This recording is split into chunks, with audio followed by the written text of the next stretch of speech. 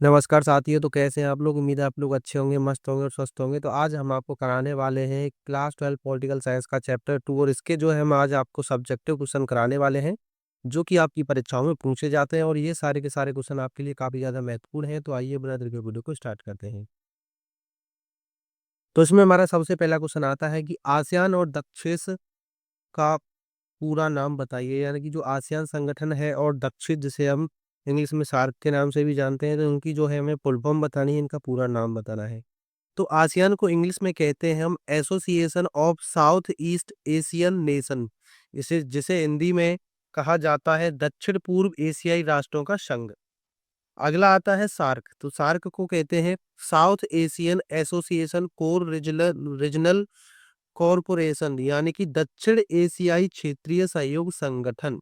यानी कि जो आसियान है वो उसको कहते हैं हम दक्षिण पूर्व एशियाई राष्ट्रों का संघ, और जो सार्क है उसे कहते हैं दक्षिण एशियाई क्षेत्रीय सहयोग संगठन।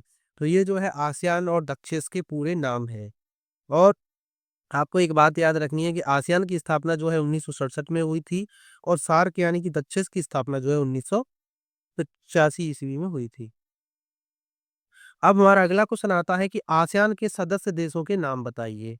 तो आसियान के 10 सदस्य देश हैं, जिनमें Brunei, Vietnam, Myanmar, Cambodia, Laos, Indonesia, Malaysia, Philippines, Singapore और थाईलैंड। तो ये सभी देश जो है आसियान के सदस्य देश हैं। लेकिन जब इसकी शुरुआत हुई थी, यानी कि आसियान का जब गठन हुआ था, तब इसमें सिर्फ 5 देश शामिल थे, जिनमें इंडोनेशिया, मलेशिया, फिलीपींस, सिंगापुर और थाईलैंड थे।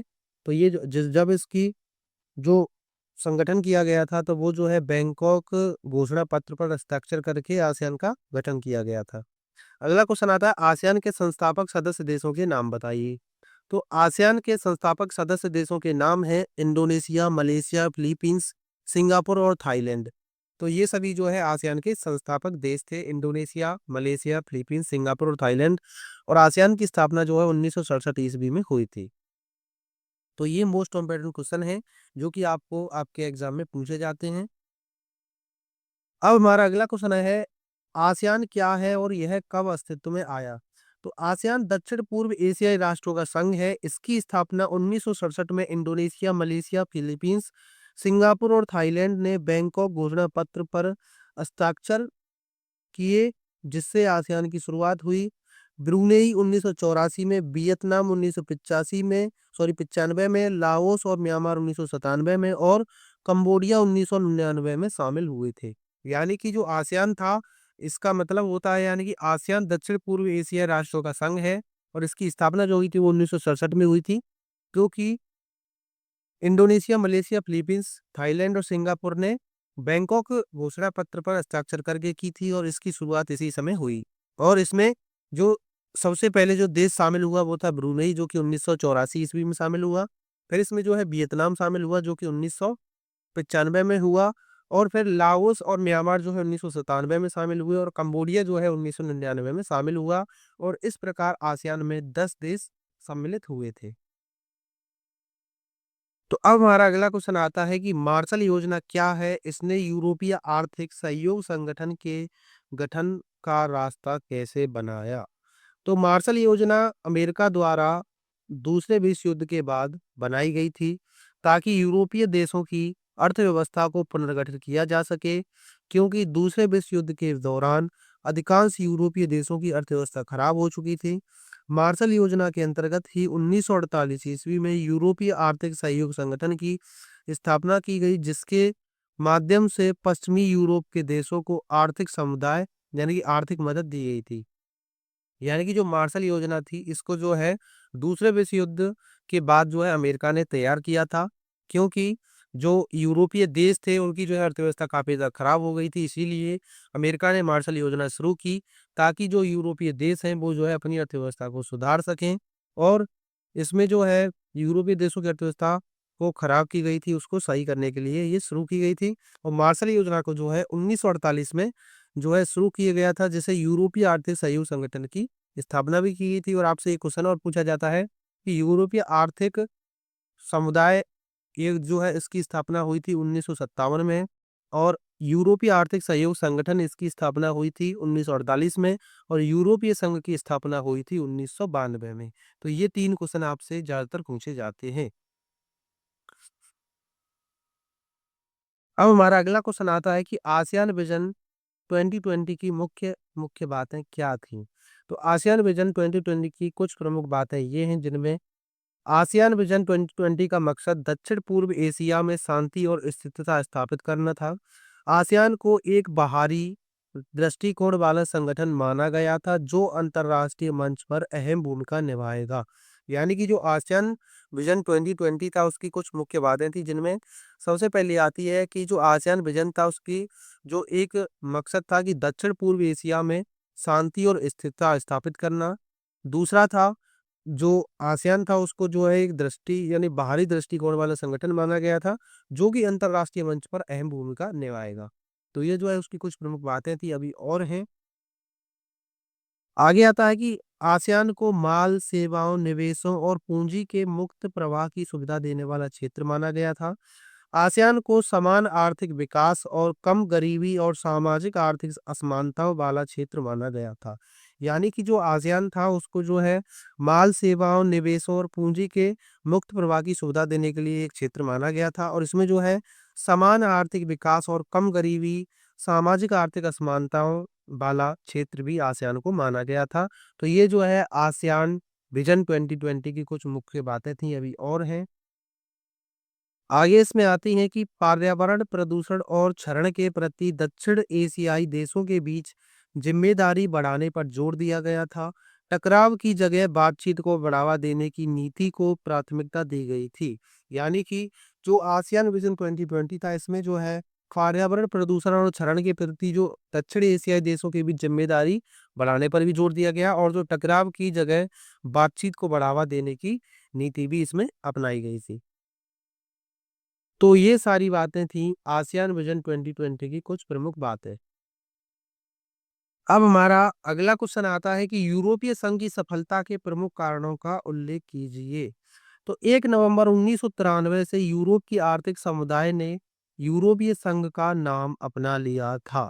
यानी कि जो यूरोपीय संघ 1992 में बना था, फिर 1993 में जो है यूरोपीय आर्थिक समुदाय ने जो है इसका नाम अपना लिया और यूरोपीय संघ के सदस्य देशों की संख्या 27 है। इसमें शामिल देशों की साझी कृषि नीति है। खाद्य पदार्थों का एक बड़ा हिस्सा संयुक्त राष्ट्र संघ के खाद्य सहायता कार्यक्रम के अंतर्गत दान में दिया जाता है। यानी कि जो यूरोपीय संघ की जो सफलता के कुछ कारण थे, इनमें थी यूरोपीय संघ के जो सदस्य देश थे वो 27 थे और इसमें शामिल देशों की संख्या जो साझी कृषि नीति थी और इसमें जो है खाद्य पदार्थों का एक बड़ा हिस्सा संयुक्त राष्ट्र संघ के खाद्य सहायता कार्यक्रम के अंतर्गत दान में भी दिया जाता था। आगे आता है कि विश्व के आर्थिक मामलों में यूरोपीय संघ की प्रमुख भूमिका है। यूरोपीय संघ का एक साझा बाजार और एकीकृत मुद्रा है। यूरोपीय संघ एक अधिराष्ट्रीय संगठन है। यही यूरोपीय संघ की सफलता के कारण है। तो यानी कि सफलता इसकी सफलता के कारण बने थे कि विश्व के आर्थिक मामलों में यूरोपीय संघ की जो भूमिका थी वो जो है काफी ज्यादा प्रमुख थी और इसका जो एक साझा बाजार और एकीकृत मुद्रा है और यूरोपीय संघ एक अधिराष्ट्रीय संगठन है और इसीलिए ये जो है यूरोपीय संघ की सफलता के कारण है।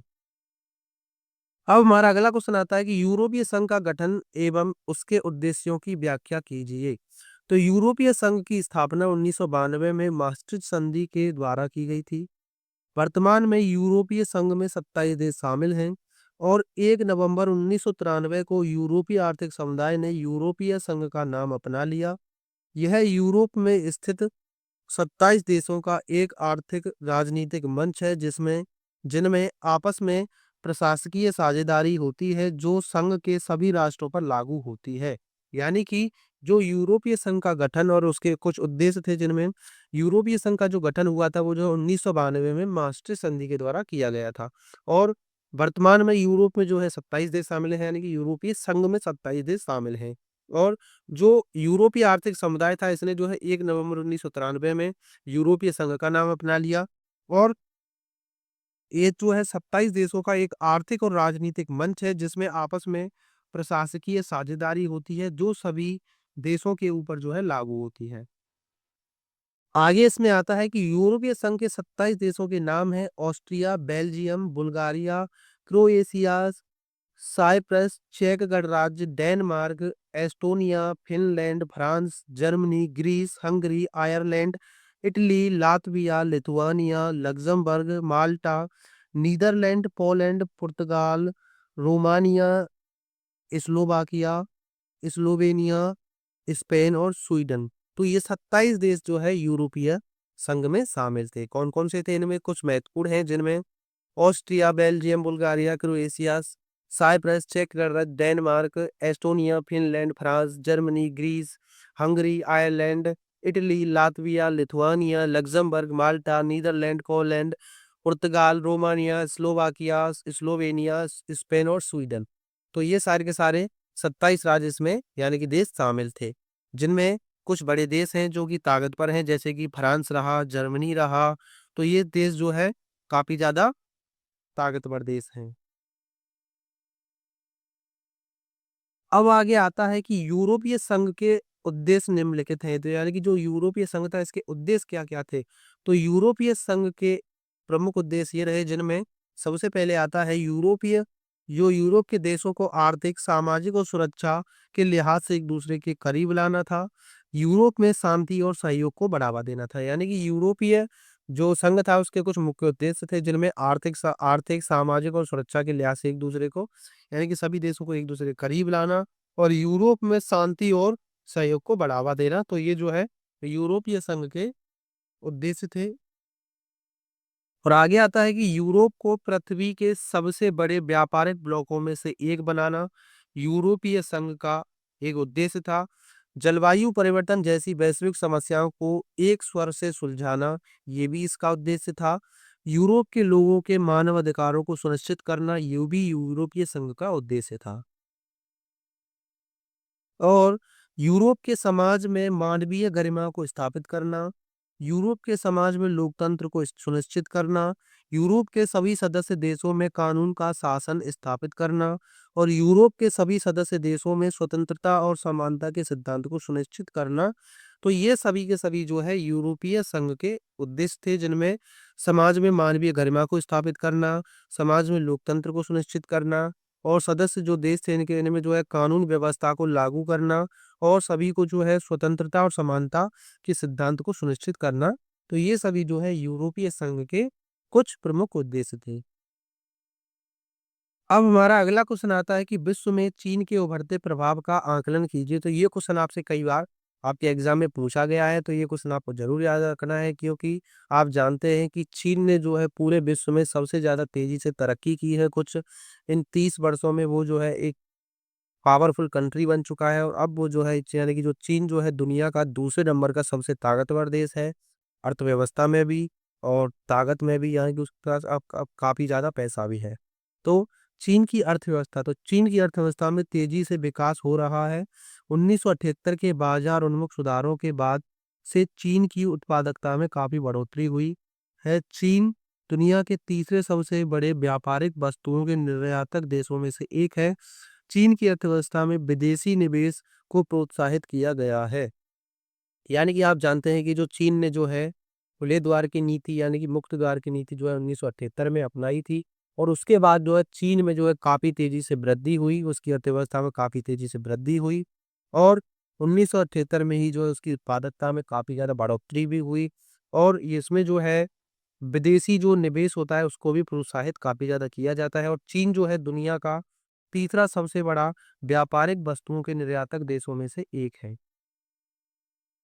आप जानते हैं कि हमारे देश में भी आप जो भी फ़ोन चला रहे हैं एप्पल को छोड़कर और भी कुछ सारे फ़ोन छोड़कर जैसे कि रियलमी रहा, वीवो रहा, ओप्पो रहा, तो ये सारी की सारी जो कंपनियाँ हैं, वो सारी की सारी कंपनियाँ जो है चाइनीज़ कंपनी है, मोटोरोला रहा, इन्फिनिक्स रहा, तो ये सारी की सारी कंपनियाँ जो है चाइनीज़ है। तो आप जानते हैं कि दुनिया का कितना बड़ा इतनी जल्दी से इसने जो है तरक्की की। आप जानते हैं कि इंडिया 1947 में आज़ाद हुआ और चीन जो है हमसे 2 साल बाद यानी कि 1949 में आज़ाद हुआ था। लेकिन उस समय दोनों की अर्थव्यवस्था एक बराबर थी लेकिन चीन ने जो है 1978 के बाद इतनी तेज़ी से वृद्धि की कि वो जो है आज दुनिया का दूसरा सबसे ताकतवर देश है और उसके पास काफ़ी ज़्यादा पैसा है। अगला जो पॉइंट आता है चीन का वैश्विक प्रभाव, तो चीन की वैश्विक अर्थव्यवस्था में हिस्सेदारी काफ़ी अहम है। विश्व व्यापार और शेयर बाजार पूंजीकरण में चीन की हिस्सेदारी करीब 10% है। चीन दुनिया के सबसे बड़े निर्यातक देशों में से एक है। चीन के पास सबसे बड़ा विदेशी मुद्रा भंडार है। यानी कि जो चीन है, ये इसकी जो अर्थव्यवस्था है वो जो है दुनिया में, यानी कि इसकी जो हिस्सेदारी जो है लगभग शेयर बाजार में और विश्व व्यापार में 10% है। और चीन जो है दुनिया का सबसे बड़े निर्यातक देशों में से भी एक है। और चीन एकमात्र ऐसा देश है जिसके पास दुनिया का सबसे ज्यादा विदेशी मुद्रा का भंडार भी है।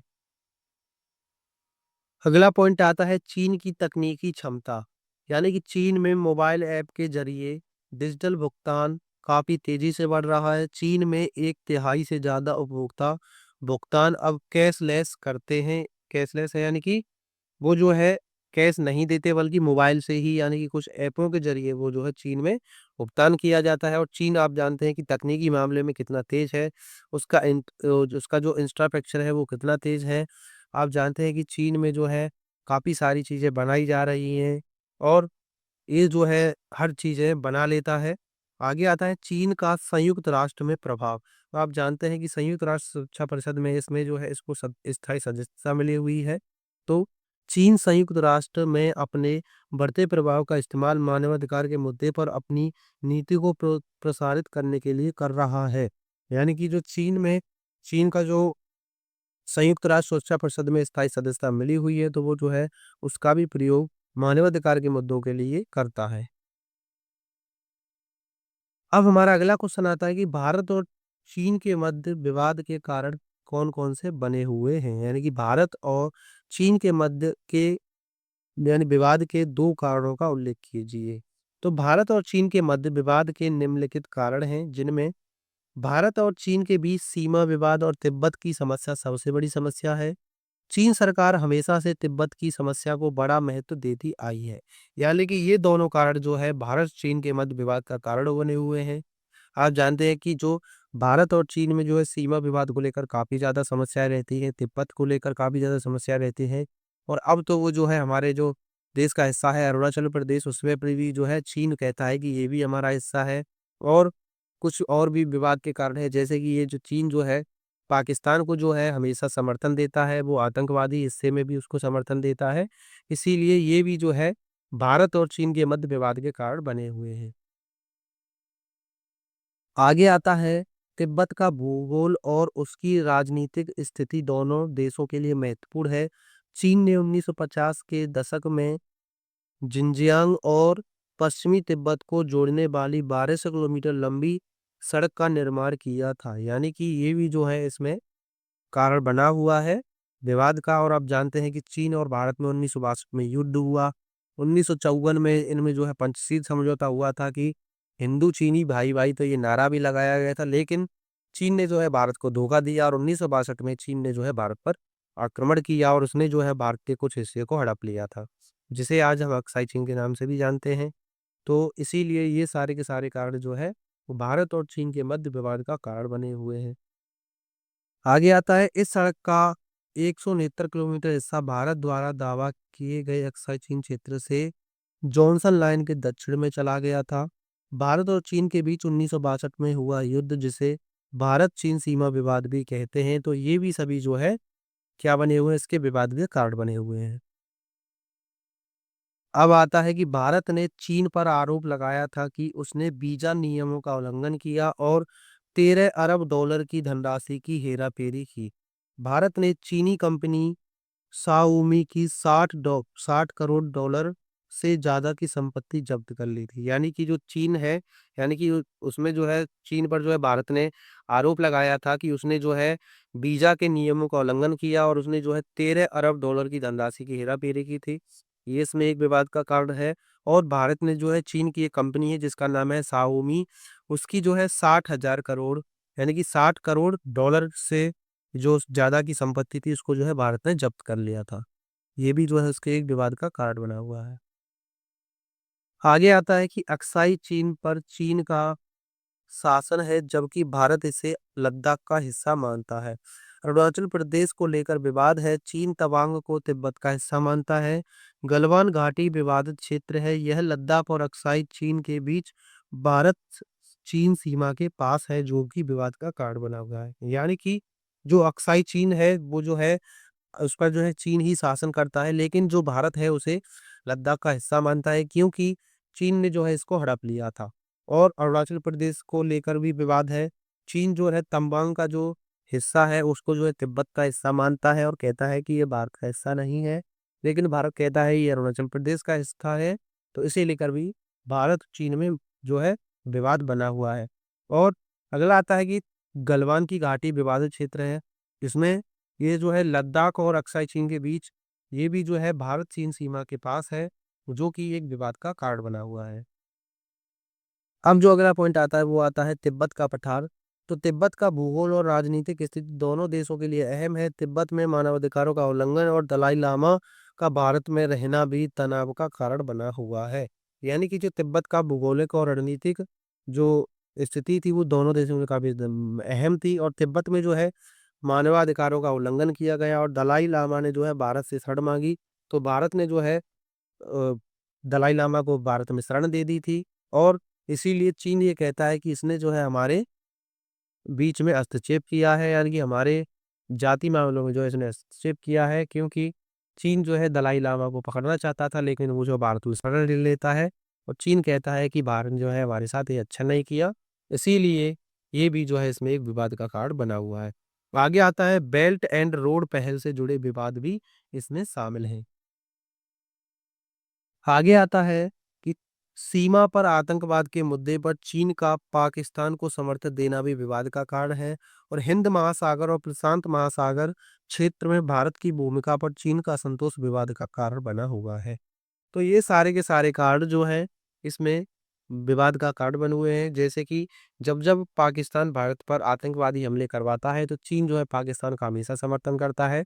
इसीलिए ये भी जो है भारत और चीन के मध्य विवाद का कारण बना हुआ है। और हिंद महासागर और प्रशांत महासागर क्षेत्र में जो भारत की भूमिका है उस पर भी चीन जो है हमेशा असंतोष जताता है, जिसके कारण ये भी विवाद का कारण बना हुआ है। तो अब ये चैप्टर आपका यहीं पे समाप्त होता है और आपके सारे के सारे इंपॉर्टेंट क्वेश्चन यहीं पे समाप्त होते हैं। उम्मीद है कि आपको ये अच्छे समझ में आया होगा। अगर आपको ये समझ में आया हो तो प्लीज़ वीडियो को लाइक कर देना। आप इस चैनल पर नए हो तो चैनल को सब्सक्राइब कर लेना। मिलते हैं अगले वीडियो में, तब तक के लिए जय हिंद, वंदे मातरम।